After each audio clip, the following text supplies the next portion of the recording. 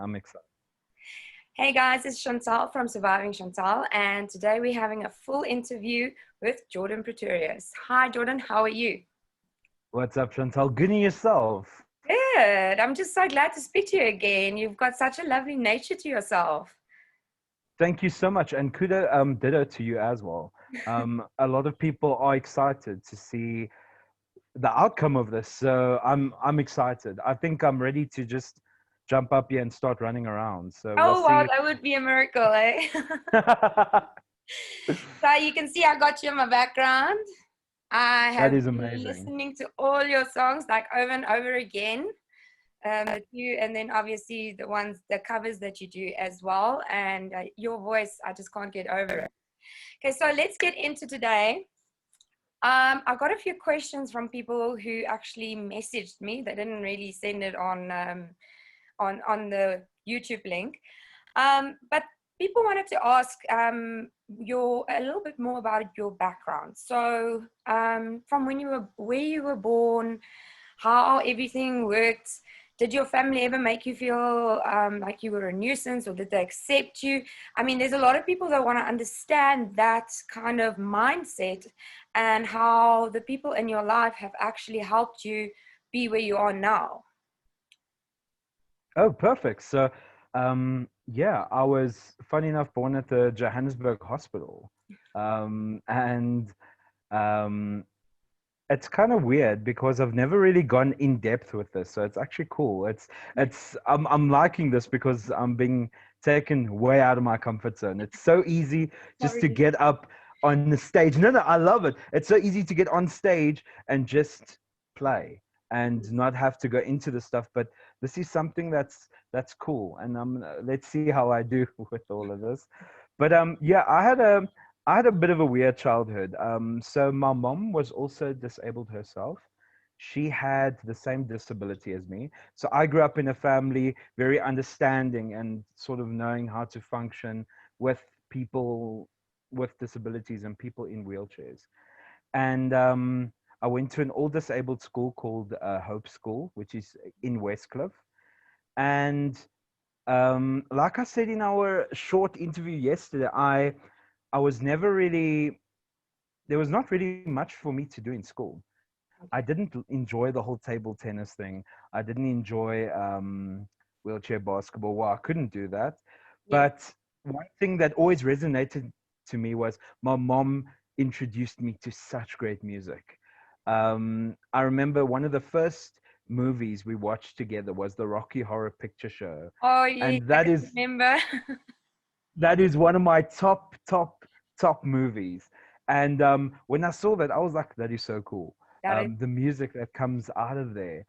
And my mom introduced me to bands like Nickelback, to Live, one of my favorite bands, Live, yes. to Creedence Clearwater Revival.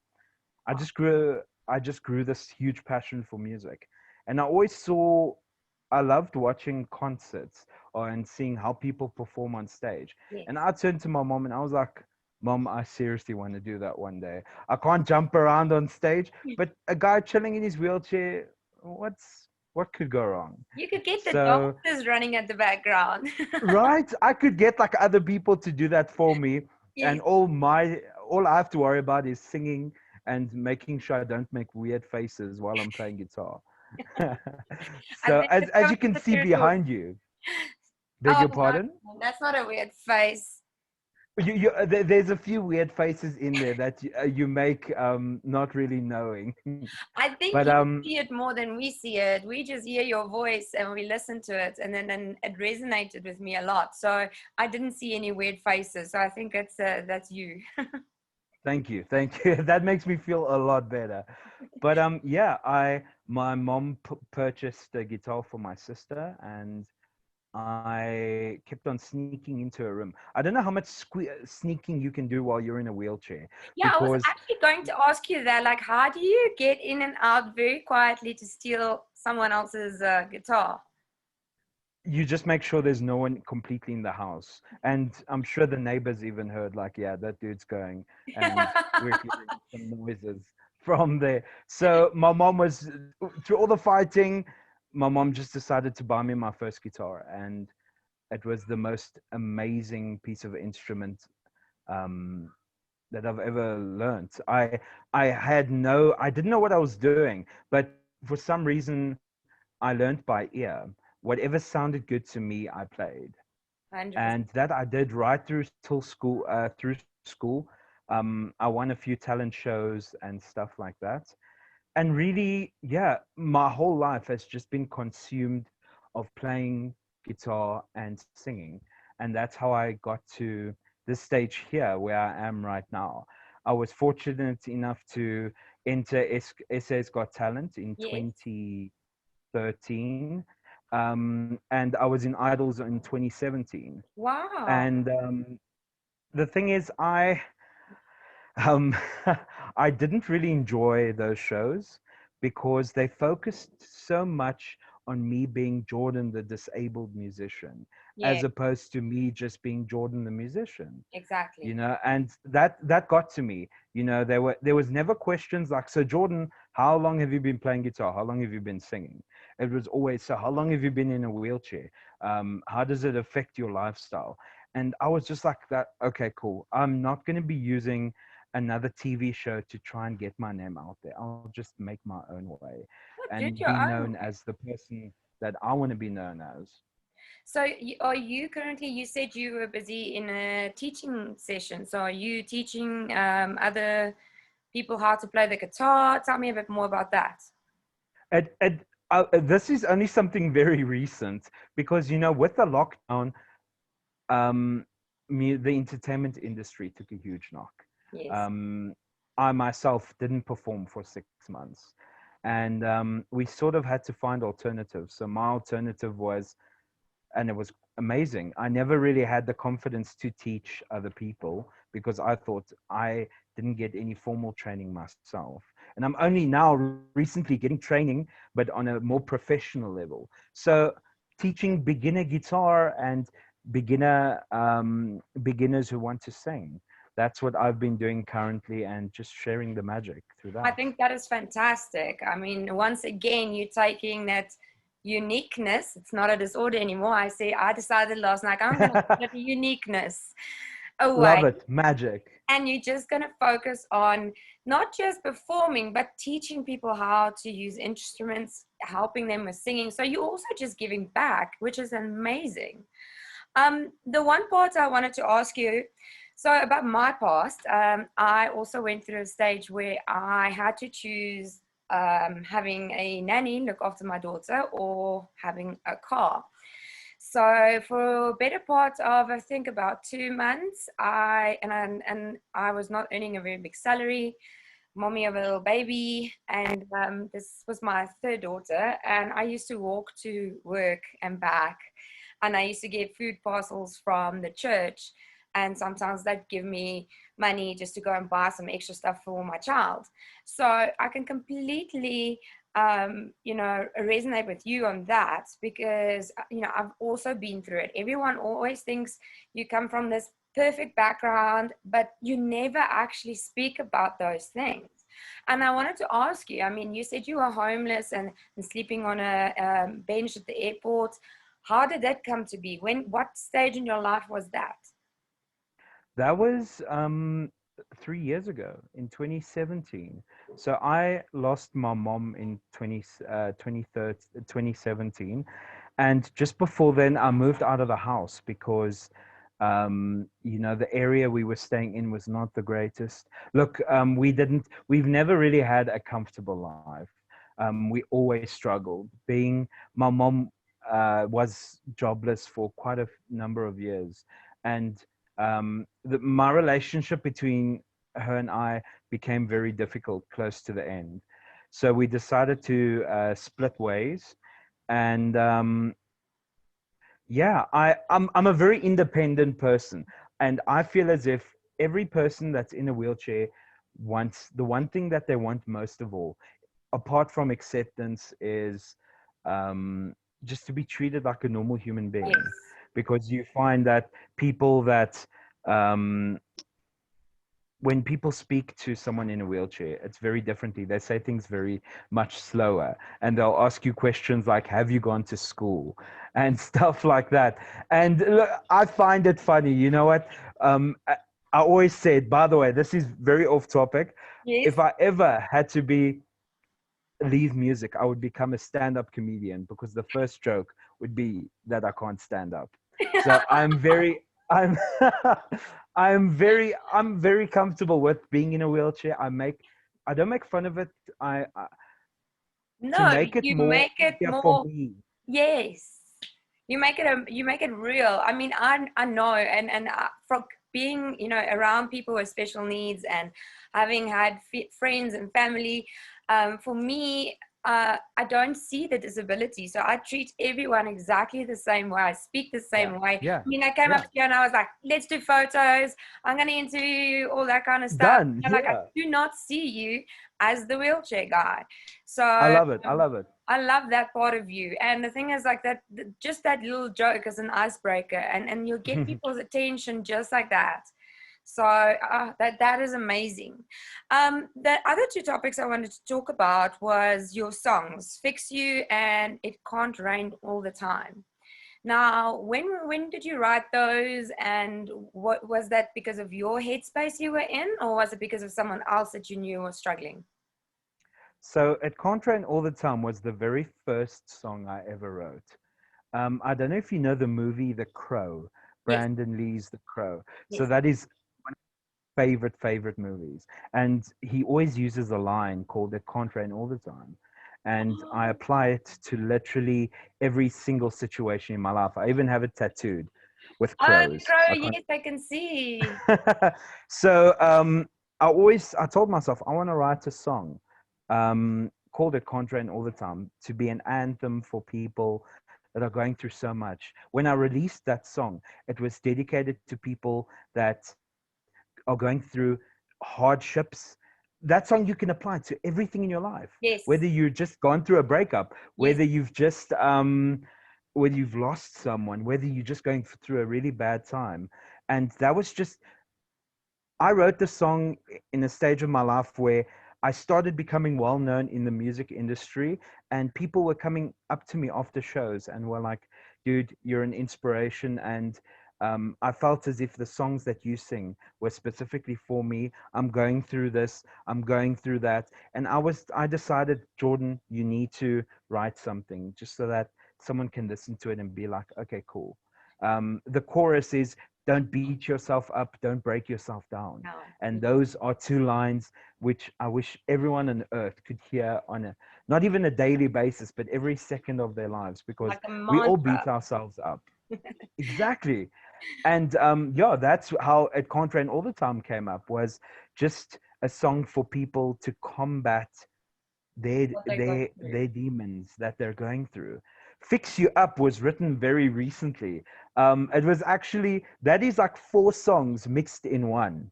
Okay, but before you carry on, when I listen to that song, I feel like you literally it's like a song that like hugs you almost. I felt like such a calming presence listening to the song, and it was just like wow. I mean, I'm getting goosies just thinking about it. And Thank you. Thank I you. think it is, oh, it's the most beautiful song ever. I want to just play it to everyone that I can play it to, because just your words you use, and the way you use your voice to make it feel like you are actually in that moment with that person, and I can fix up. Exactly. That's exactly what I want. I want people to hear that song and be like, you know what, there's always someone out there that's willing to roll the extra mile and just help you. Because it's, so that song, I was, to be very honest with you, I wrote that song also in a very bad headspace, because the lockdown was so terrible for myself and my fiance that we moved like three times. Shame. And we were living off of food parcels. And look, everything is still not great at the moment. We sold our car, we I sold music gear, and just to get by. And I was like, I wish someone would come up to me and be like, Jordan, I'll fix you up. And that's why I wrote the song, was so that people can resonate with it and know that there's always someone that's willing to listen. Having a mental disability is not the end of the world. Having a physical disability is not the end of the world. And the people need to understand that when it comes to getting in a relationship with someone that has these disorders or these qualities, that your new word, uniqueness, sorry, there we go.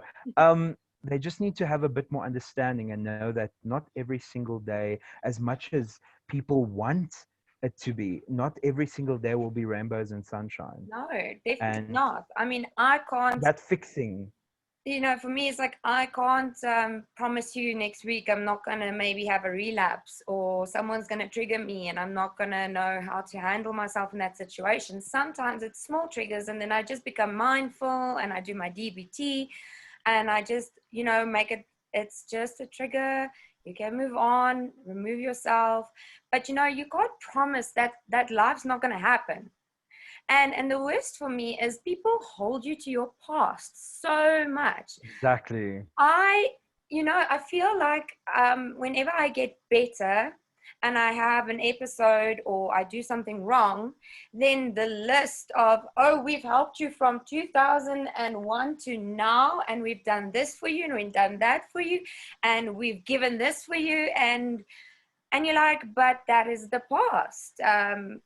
Let's focus on what we're doing in the future. Let's focus on what we're doing today, because today you and I are creating a movement. And I feel Exactly. like people just hold us to accountable for the things that we did before, but they don't see the good that we're doing right now. Have you felt that in your life as well?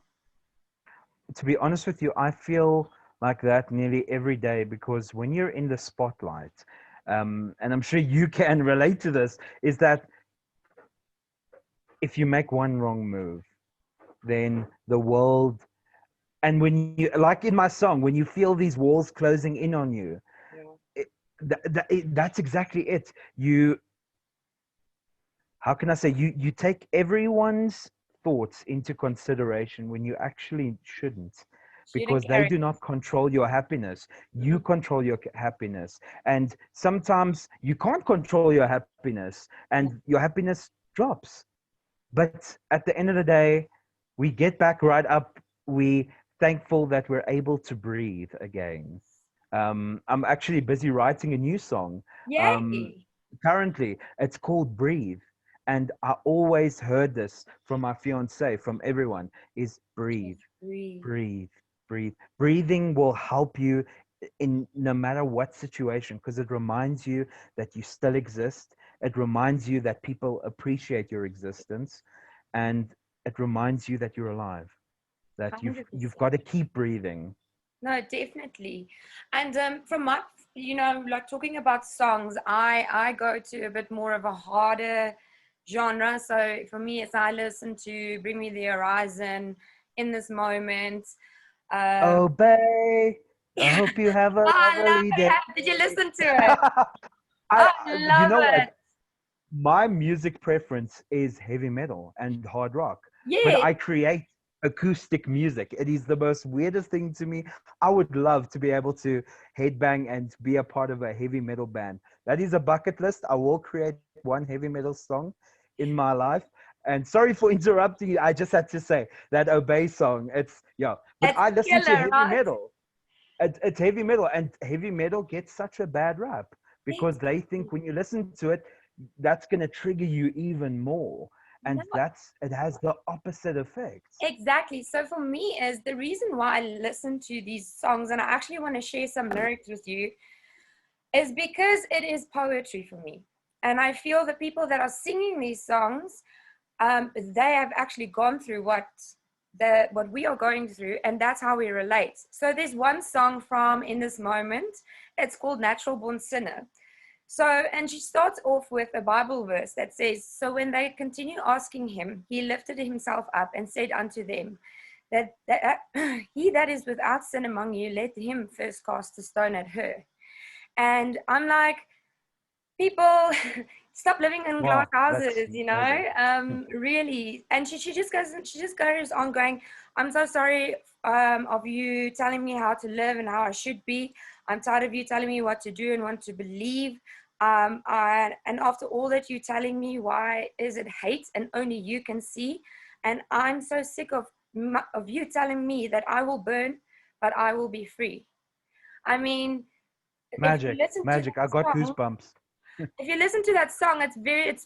it's very hard rock. Okay. Now my go-to song for every day when I feel like people throw me to the wolves, I go to Bring Me the Horizon Throne. And, it just starts off with, remember the moment you left me alone, broke every promise you ever made. I was an ocean lost in the open. Nothing can take the pain away. So you can throw me to the wolves. Tomorrow I will come back, leader of the whole pack. Beat me black and blue. Every wound will shape me. Every scar will build my throne. Love it. So those are just some of the songs, and like I people don't understand that when they sit back and they listen to the lyrics, that there is so much more in it than just this hard rock song. So yeah, I 100% agree with you. It has a bad stigma, but I think maybe next time read the lyrics first and see if you can relate, and then give it a chance, right? I agree with that 100%. And it's actually quite funny you say that because,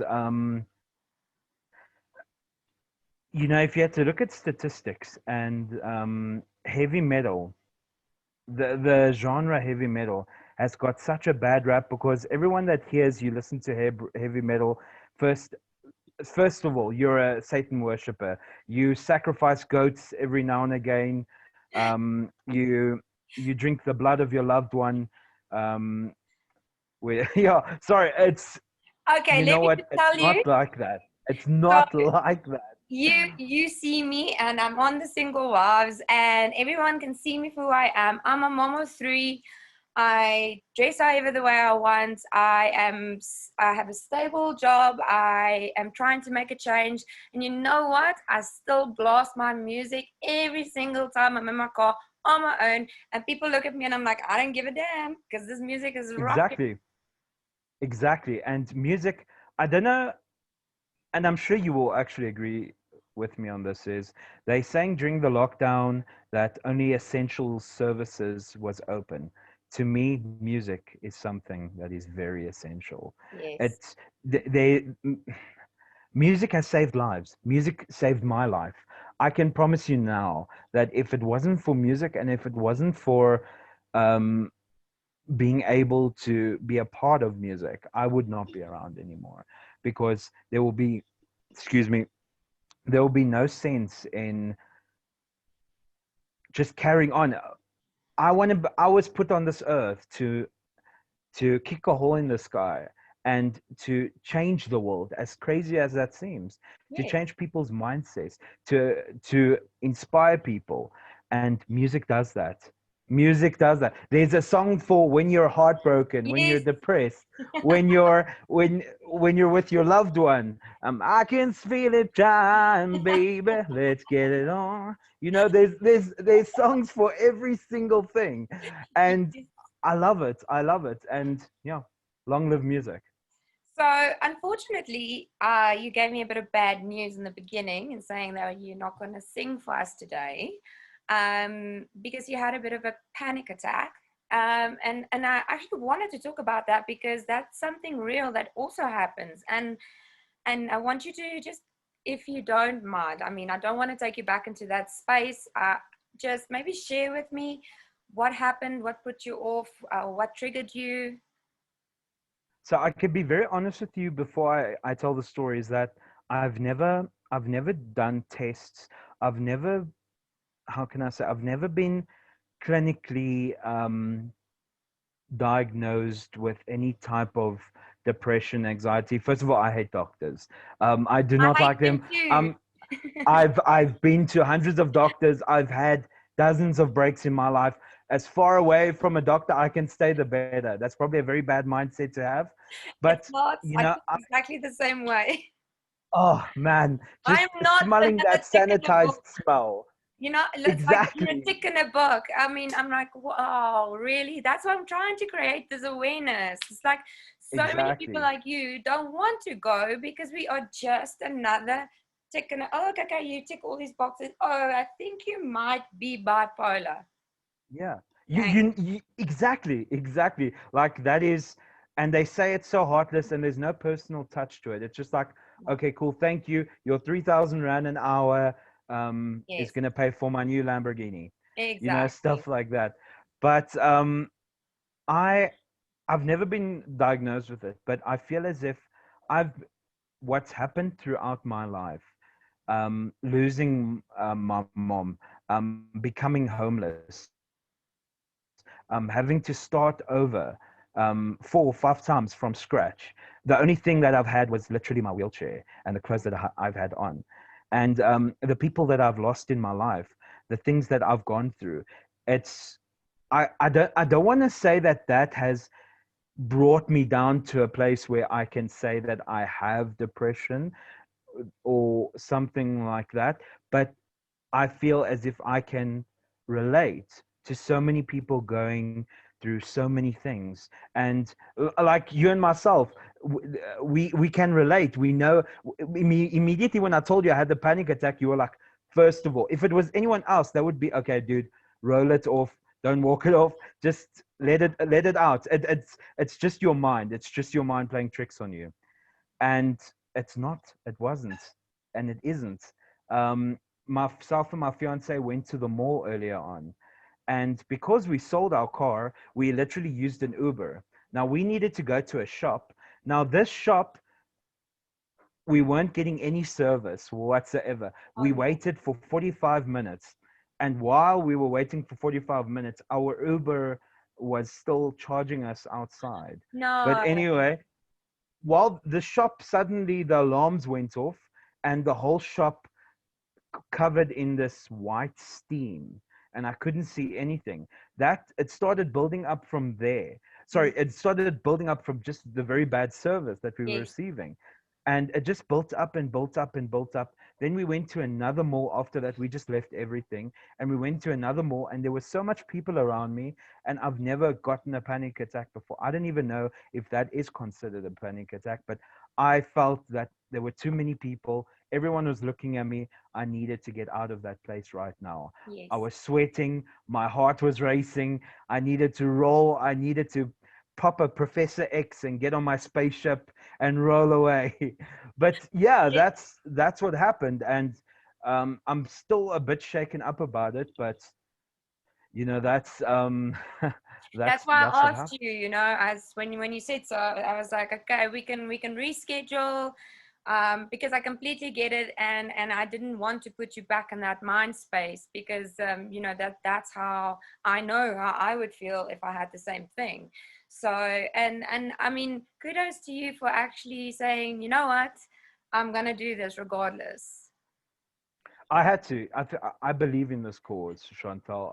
The thing is, and one thing that really boils down, there's two things that boil down that really gets me angry. I don't really get angry, but what really makes me angry is number one, people parking in wheelchair spots. Get I away know, from right? my parking. Oh, and that's what also triggered it. Sorry, I forgot to tell you. That's someone, while I was outside just calming down, a lady just went into the uh, parking, got out, and just went to the bathroom. Or yeah, she went to the bathroom, and I was like, "You parked in the wheelchair parking," Yeah. and that was just the peak. So that is one thing I do not like, and the second thing that I don't really like is people romanticizing the whole depression thing, because I Yes. feel as if saying you are depressed now has become the norm. Yes. Saying that I have anxiety has become the norm.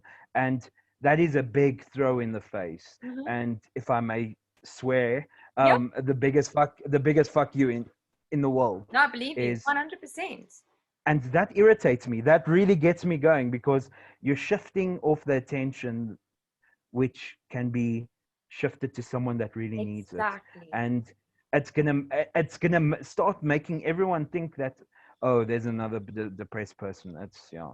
Oh yeah, yeah. It's You just know in how the many mind. people lost their jobs because they got depressed over the lockdown period, and it killed me because when I finished the show, I said, no, I'm gonna put it out there that I have borderline personality disorder, and I bet you half of all the interviews that I attended, as soon as they got to the point where they saw disability and they saw borderline personality disorder, they were like, we're not hiring her. And I'm like, you Exactly. don't even know my, you know what, a skill can be replaced, but a person that gives their everything in a job, that can't be replaced. And So you know what's sucky was that for these last couple of years, that things have been, well, not the last couple of years, these last 2 years, where things were going down, I have applied to probably a good thousands and thousands of jobs where you can see that when they see disability, not able to manage stairs, they're okay, you know what, sorry, we're not yeah, willing to help you, and we're not willing to hire you. And that makes me so angry because I can do the job. I can't manage stairs, but have you seen my upper body? I I could pick up know. 10 boxes. I could pick up 10 boxes than the other normal walking person going Yeah. by. Oh shit, yeah, no, people, it's just this, it's a stigma I'm trying to get rid of. So obviously, okay, we're not gonna hear you sing, but then closing off, where can we get hold of you if we want to hear you perform? Who do we contact? What's your website, your handles, everything? So my website is still under construction, which is jordanpretorius.com. Okay. But you can catch me on Facebook, Jordan Pretorius X. If you see a guy that resembles Stephen Hawking or Professor X, that's me. And I Instagram is love the exactly Professor X is from X-Men. yes, I'm yes. a big DC Marvel comic fan, so I go to Comic Con every year. You would never say that. By the way, after this, hopefully it gets the message comes over. We need a disabled superhero No, or a definitely, dude. superhero that has challenges. Imagine no one, a guy in a wheelchair by day, but at night he can fly or Yes, something. No one would exactly. ever expect that it's that guy, something like that. So we need to start pushing We that as do, well. definitely. Okay, so it's But on yeah, Facebook. I'm available everywhere. Google, you type my name, the first thing you'll probably get some newspaper articles about me and Okay. stuff. But yeah, I'm everywhere. Your email address? My email address is jordanpretoriusmuso Music. at gmail.com. Okay. It's actually quite funny, and I think I need to tell you this. So please do not mistake, and this is to everyone who's watching. It's not Pistorius, it's Pretorius. Disabled men, and that surname is not really great. My fiance, ever since that stunt was pulled on Valentine's Day, it is the most funniest thing. My fiance literally wakes me up in the middle of the night and being like, dude, I'm going to the toilet. There's no one there. Chill. And she even moves my wheelchair away from the bed so Oh, that I can't get up and do something. So I'm oh just no. saying Pretorius, not Pistorius. I love your humor. Thank you so much for today. I just want to quickly announce next week on Surviving Chantal, we are going to speak to Ansi from Melodramatic Gin. She makes craft gin and she has won a few Michelangelo awards, and she is standing up against women and child and gender-based violent abuse. So we're gonna interview her next week. So everyone needs to check that out. And then thank you once again. I had a phenomenal time with you. You are an amazing person. And I wish everyone will just share these videos, these chats, so that you can get more gigs and you can get out there and you can like start becoming the rock star that you really are. Thank you. I appreciate that. And can I just say again, I've probably said this 3 times. Thank you for starting this movement and coming out of your comfort zone. It is not easy. Not one of the worst things in the world. One of the most challenging things in the world is having an idea and putting it out and not knowing the outcome. It is stressful, And let me just say, this is going to blow up in a very big way. I did not, like I said, the first time I met you, we were at Salsa. We were just performing. Someone told me there's a celebrity in the house. I read a paper. It said Chantal, and then it said single lives. And I'm like, okay. And I said, this is Chantal from Single Lives, where it's actually Single Wives on Yeah, Mnet. but when So you I, I was like, no, not a celebrity. but but you know what? In your own right, you are. What is nice is, like we said, people that normally has these qualities do not have that strength to be able to do something like this because they worry, they're scared. And Yes, I love the fact that you're pushing it, and it's going to be big. We're not hoping it's going to be big. It it's is going to be going. big. So all I'm saying is when season, oh, by the way, single wives, let's get some disabled men in there. I Oh, think they would be, so too. let's talk to the producers. Yes. We first of all, we make brilliant boyfriends and husbands because we can't run away. If we just want to be, if you just put us on a bed, take us away, we're just there. We can't do anything. Maybe we'll Oh, I crawl love away. your humor. So just saying. Thank you so much, Jordan, and good luck with the rest of everything that you're doing. And I'm so looking forward to your new song. Thank you so much, and blessings and love. Thanks, You Chantal. too. Okay, Cheers, cheers. bye.